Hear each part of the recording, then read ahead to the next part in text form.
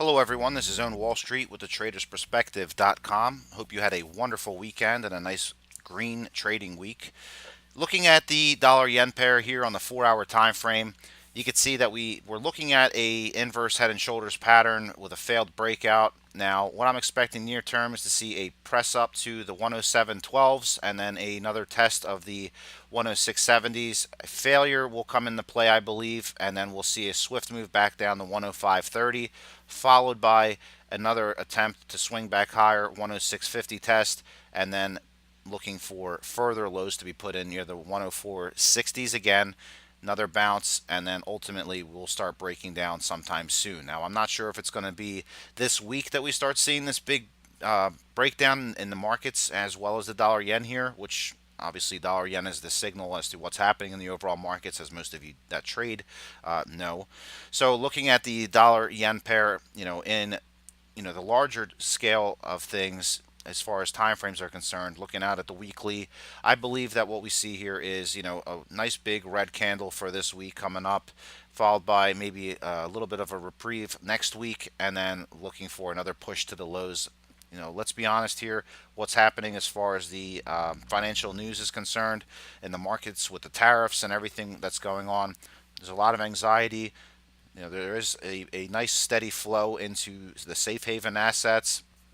Fear is returning and volatility is also returning. So, wouldn't be out of the question to see a very big red candle coming for the dollar yen as far as the weekly candles are concerned.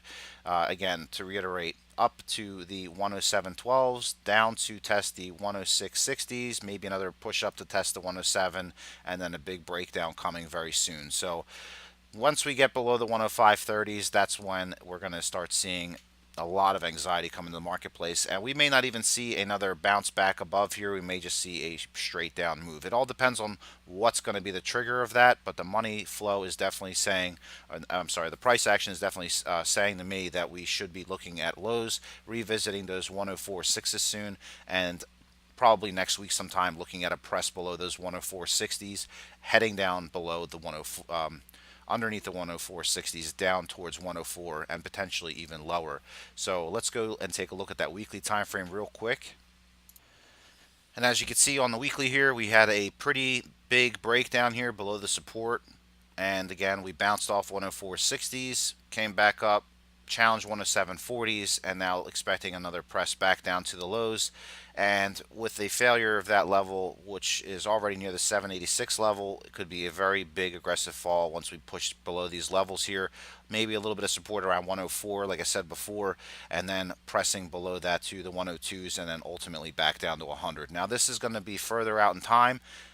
We haven't had a large red candle in quite some time on the weekly like we did back here.